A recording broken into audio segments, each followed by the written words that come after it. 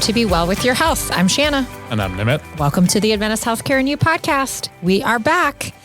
And we have an excellent topic today. According to Research Institute, the Kaiser Family Foundation, 46% of women between the ages of 18 and 35 have experienced a negative interaction with a healthcare provider. That seems high, Nimit. That seems very high. It's every other woman going to a provider is feeling that way. Were there particular instances they were talking about, or was it overall experience? They just said that, the provider either dismissed their concerns, assuming something without asking, thinking there were blaming them or lying involved, concerns, discrimination.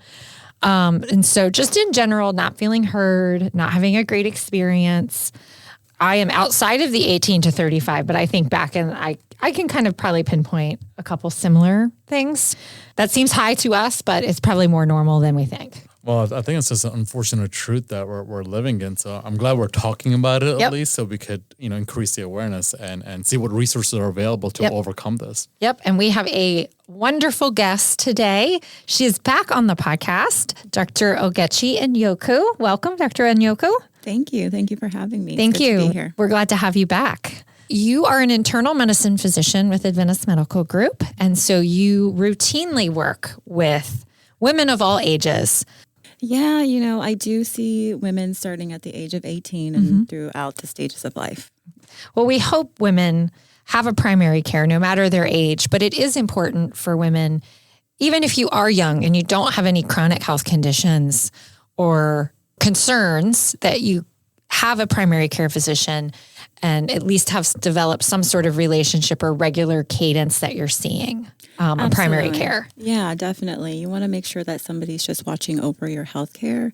And if you are healthy, helping you to maintain your health, and then also identifying any problems that might arise potentially. So the transition from a pediatrician, it's been a while for me, I don't remember that, but that transition that happens from your pediatrician or maybe just from the doctor that your parents always encouraged you to see or that you just stayed with because that's what your parents told you, can be daunting for the first time, or just looking for a primary care or just finding a doctor for the first time can be hard.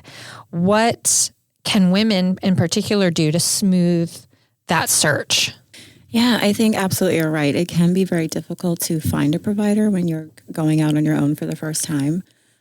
So that is the first part, right? Finding the right person. And I think it's helpful to ask questions. So ask family members that are women, like mom, sisters, aunts, and even friends to see who they go to. Because sometimes that can be a little bit comforting because at least they trust the provider, and sometimes that can help you.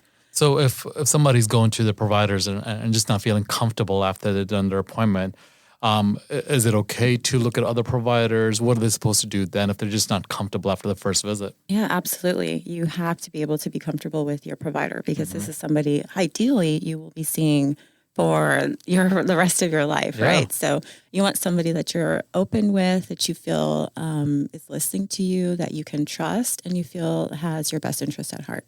So it's okay to change providers if absolutely. That's if you don't have that relationship with them. Yep. If it's not working for you, find somebody else. And even if you have been seeing them for a while, and you feel like some of these women that we referenced from that study, and you've just been there for a while, and you just stay because it's convenient to my house, or I've been there forever and I want to transfer my medical record. Don't stay. It's worth going and finding another one. Yeah, because sometimes you just want fresh eyes on your health history. And sometimes when somebody's been taking care of you for a long time, they're just kind of used to doing the same old thing over and over.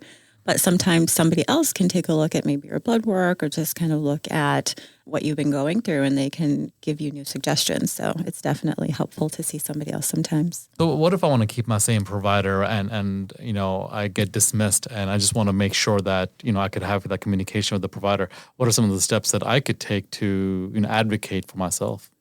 So I think it's always okay to circle back to issues that are really concerning to you. I think when you feel dismissed, if it's a particular issue, just kind of go back and say, hey, I know we briefly spoke about this already, but I just want to make sure that you understand my concerns and then you understand why I'm concerned about this. And this will definitely give your provider a little bit of pause, and so that they can step back and kind of reevaluate what their process of thinking was, and just make sure that they listen to you a little bit better and make sure they're addressing your concerns. Yeah, so the patient should feel empowered to advocate for themselves, and Absolutely. and it could be You have to. uncomfortable in the beginning, but I think the provider would appreciate that as well, having that Absolutely. transparency. Absolutely. And then it just builds that trust and the rapport between the two. So I mentioned earlier that young women may not have the same chronic conditions that someone in their 40s or 50s or 60s may have. So what are some issues that younger women can look out for, and some questions to ask their healthcare provider on their visits? Young women definitely are a different demographic, and they have a set of different issues that they deal with more so than older women. So one of the things I would really say is a big issue that I see a lot is body image, and especially in the space of social media, because it's so pervasive in our culture. Girls and women are constantly being inundated with images of what they're supposed to look like, and that can definitely be detrimental sometimes to mental health. So I think it's important that we empower our young women, let them know that it's okay to ask questions, and that the most important thing is that they're healthy, not necessarily what the aesthetic is, but definitely you want internal health as opposed to, the aesthetics. Gotcha. Everybody's different. Everybody's body's different. Health is different. Needs are different. So I like that what matters is how you feel and being healthy. Yep. And then another one of the things is just mental health in general. I think, again, social media can play a part in that. And then especially over the last few years with the COVID-19 pandemic, we've seen a huge surge in mood disorders like anxiety and depression. And we're kind of starting to get out of that, but that's definitely been a big issue over the past few years. I thought you were going to say reproductive health. So what do I know? That is still a important piece of young women's life. You still need to see an OBGYN. You still need to have your primary care check-in. And so how often should you see your physician? So you definitely want to see your primary care provider at least once a year. If you do have any other chronic concerns or conditions, then probably more frequently, but at least once a year, so that they can check your vitals, make sure your blood pressure is okay, make sure your weight is at a safe, healthy weight. They can go over any lifestyle practices that you may be engaging in that may need to be improved. And then they can also just check for any risks of potential chronic diseases. With reproductive health, since you mentioned it, it's such a personal and unique journey for everyone. So it's very difficult to really touch on that completely. But I will say that the one thing that all women should and can do is to have healthy practices. So that means making sure that you're eating the proper nutrition, making sure that your food is nutrient dense and not necessarily calorie dense. Also making sure that you are managing your stress, sleeping appropriately, and being physically active. There's been more and more incidents of women getting cancer at an earlier age. Most screenings start at 40 years or over. So what are some of the screenings that you recommend younger women perform every X amount of years? Definitely for young women, they can start cervical cancer screening between the ages of 21 and 25. We definitely don't want to do it younger than 21. But in terms of cancer screening, that's probably the only one that just everyone can do at that age. And then depending on your family history and your personal history, you can start screening for cancer for other issues a little bit earlier.